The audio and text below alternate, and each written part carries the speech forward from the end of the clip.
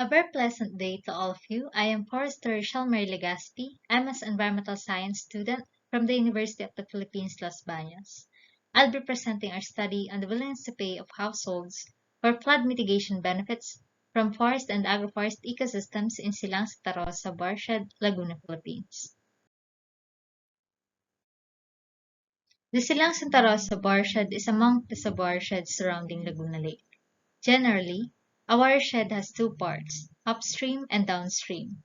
The downstream of this sub-watershed is in Binyan, Santa Rosa, and Cabuyao, Laguna, while the upstream where the tributaries originate are from the mountainous area of Silang, Cavite. So whenever there will be heavy rains and typhoons, high volumes of surface runoff from the upstream will descend to the downstream areas through the tributaries, thus leading to flooding in the downstream. And this riverine flooding is greatly experienced by Santa Rosa, for as you can see, it has the majority of the tributaries compared to the other two cities. Majority of Santa Rosa's land use are categorized as residential and industrial lands. These residential and industrial lands are impervious areas, which means the surface runoff from the upstream cannot infiltrate, thus leading to flooding and aggravates the situation. The increasing urbanization in Silang, which causes for deforestation and forest degradation, and converting the green areas to built-up areas, have resulted to higher surface runoff flow to the downstream areas. With this, it is imperative to know how much the downstream community in Santa Rosa City values the flood mitigation service provided by the forest and agroforest ecosystem in the upstream part of the watershed. The Silang Santa Rosa watershed has experienced rapid land use change as projected in the studies of Burgais et al. 2015 and Macandog et al. 2017. 80% of the vegetated areas will be converted to built-up areas. These conversions will increase the impervious area by 150%, implying the increase of flooded area by 22%, or from 970 hectares to 1,180 hectares of flooded area. With climate change, heavy rainfall will continue to increase in intensity and occurrence according to DOST Pag-asa, consequently which resulted to more flooded areas in the downstream communities. Let me share with you the flooding incidences that has happened in Santa Rosa City years back and just recently.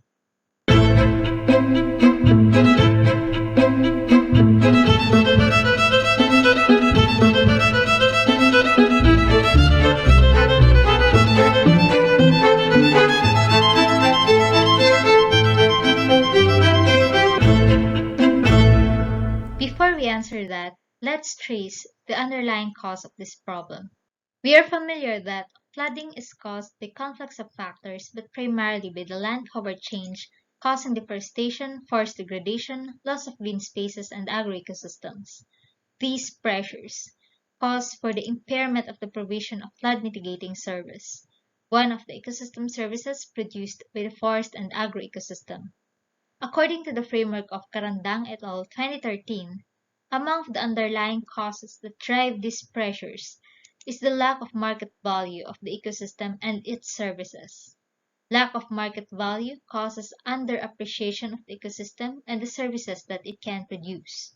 And as the forest and agroforest ecosystem in the upstream are underappreciated or undervalued, rapid land use conversions, deforestation are happening as the implications, because the upstream community of Silang do not see the value of the flood regulation service since they are not the end receivers of the flood mitigating service.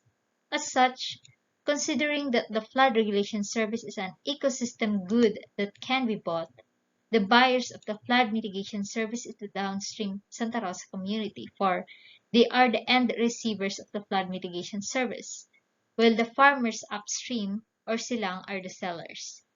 Payments from the downstream communities can be used to incentivize the farmers in Silang for managing sustainably the agroecosystem and forest in the upstream, leading to a positive environmental change or the provision of the improved flood mitigation service. Hence, results of the study can serve as a basis for creating a market-based financing mechanism program in the sub-watershed. The study generally aims to estimate the economic value of the improved flood mitigation service which is brought by the maintenance of the forest and agroforest ecosystem. Specifically, the study aims to estimate the willingness to pay values of the downstream households for the improved provision of flood mitigating service of forest and agroforest ecosystem. The estimation is through the parametric and nonparametric method. Later we'll tackle this. Assess the factors affecting the willingness to pay of the downstream households for the improved flood mitigation service. Estimate the damage cost incurred by the downstream households due to flooding. And draw policy implications related to the development of incentivized market-based programs in the sub-watershed. Estimating the economic value is dependent on the type of a specific ecosystem service. Flood mitigation service is categorized as an indirect use value because there is no existing market for that ecosystem service. The stated preference approach is deemed fit for achieving the objective as it is able to estimate both use or indirect in particular and non-use value of the ecosystem service. It enables to simulate a market and demand for ecosystem service through surveys on hypothetical or policy-induced scenarios in the provision of ecosystem service. The contingent valuation method was applied to estimate the value of the improved environmental change. In this study, we asked if respondents are willing to pay for a certain specified amount for a 20% improvement on the flood mitigation service brought by the sustainable land management in the upstream part of the sub-watershed. The respondents could either vote yes to offered amount to obtain the 20% improvement of flood mitigation ecosystem service, or no and just support the status quo wherein they are experiencing the heavy flooding. The study interviewed 200 household respondents. The number of samples was acquired through the G-Power tool, a statistical software.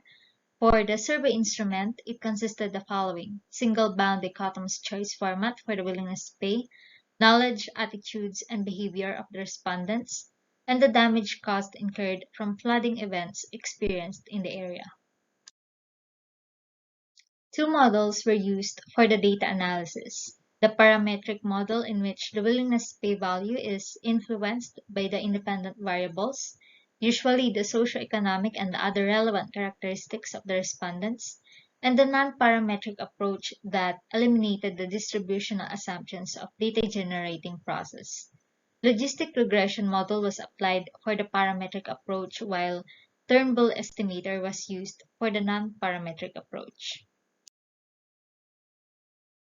The independent variables used in the logistic regression include the following: bid level for 20% flood reduction, age, gender, number of households, occupation whether they are employed, ownership status of the house if they are renter, number of years of education, dummy variable on the importance for the respondents to protect the forest and agroforest, importance of the flood protection provided by the forest, frequency on extreme flooding experienced in the past 10 years, distance of the house from river, flood damage cost incurred, and the total monthly expenses of the household.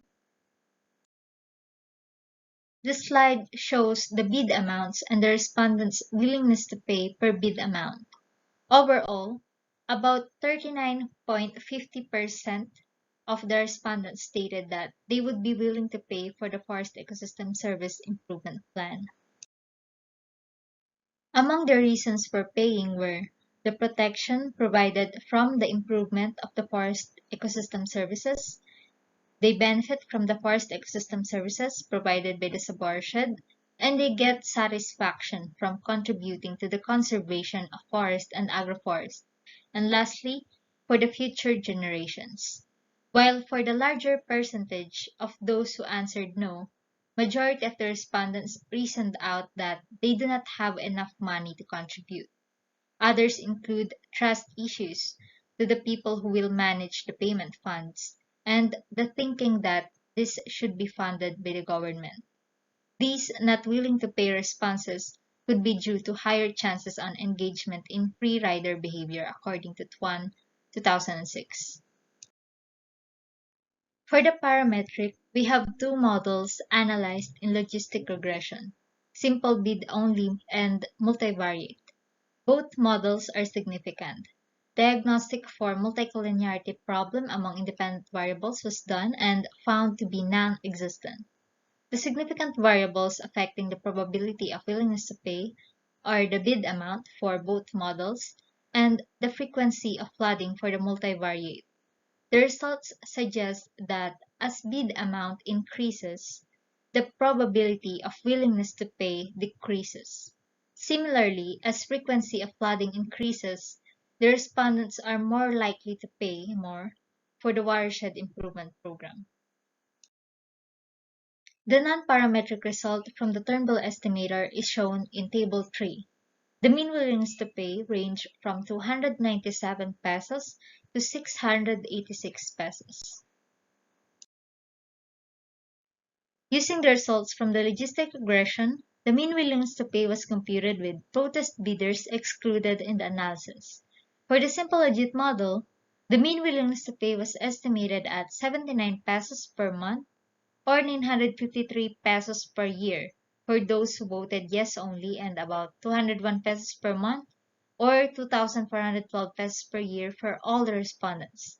The total willingness to pay was estimated at 90,645,581 pesos, adjusted for those who said yes only, and 229,482,483 pesos based on the total relevant household population.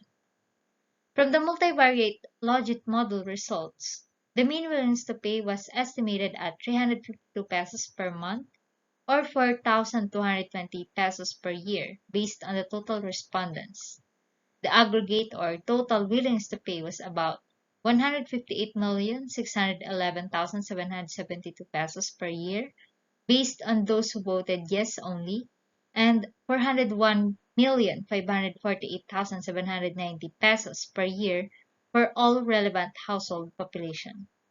Using the Turnbull estimator, the mean willingness to pay ranged from 3,563 pesos to 8,233 pesos per year for all respondents only.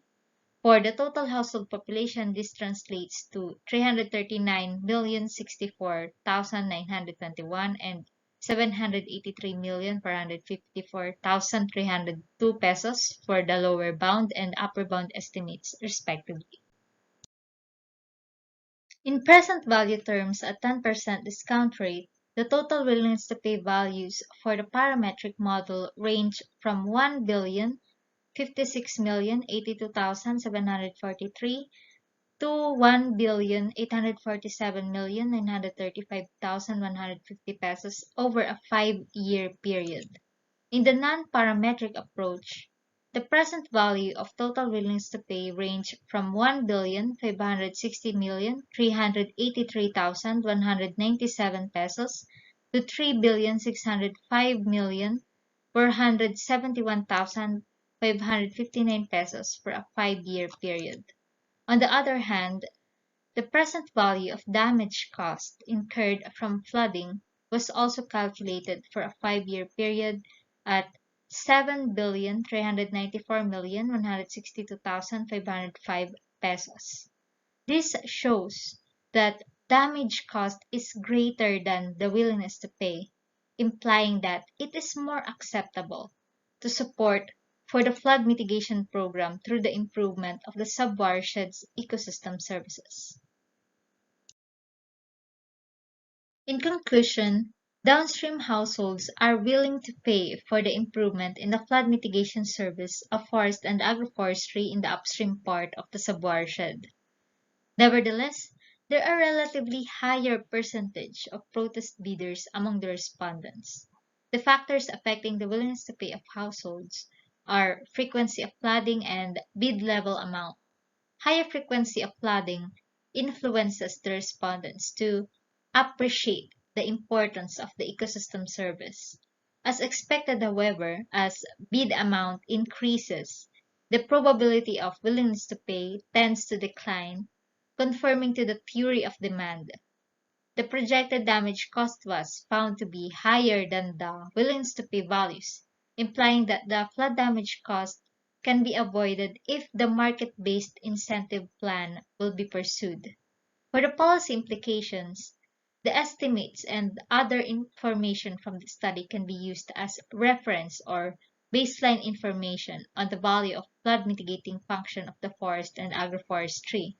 It can also serve as a starting value in the payment of ecosystem service negotiation process. The basic idea behind the PES, or the payments for ecosystem service, is to compensate those who manage the resources for a sustainable provision of such ecosystem service, while users of such services should pay for the conservation and management. To fully realize this, there's a need for all relevant stakeholders to have a better understanding on the program schemes and financing mechanisms to encourage cooperation and participation.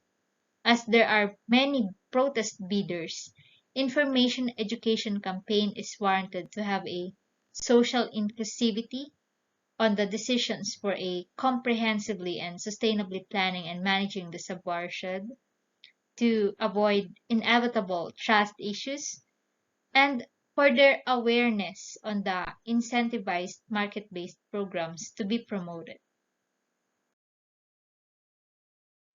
Before I end my presentation, let me impart you this quote. The nation behaves well if it treats the natural resources as assets, which it must turn over to the next generation increased and not impaired in value. Maraming salamat.